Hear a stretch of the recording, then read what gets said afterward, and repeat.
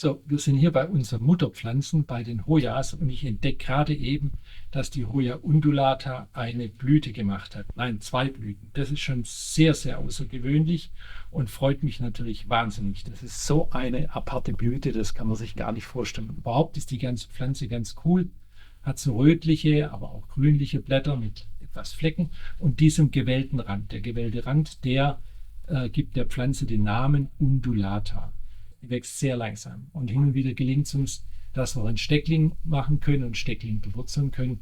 Dann können wir auch was verkaufen. Aber das heißt, da gibt es nie eine große Menge davon. Das sind immer nur einzelne Exemplare und darum sind die auch nicht so ganz preiswert.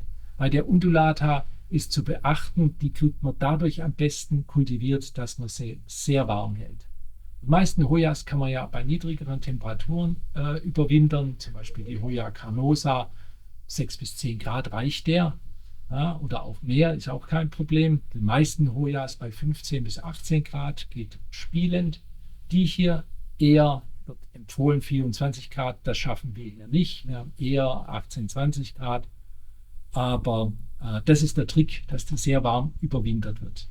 Dann sollte man sie nicht zu oft gießen. Gilt aber eigentlich für alle Hojas. Ja. Sie wollen es feucht haben, hohe Luftfeuchtigkeit, aber nicht zu oft gewässert werden. Maximal einmal die Woche. Das gilt eigentlich für alle Hojas. Wenn es ganz, ganz heiß ist, zwischendurch mal überbrausen.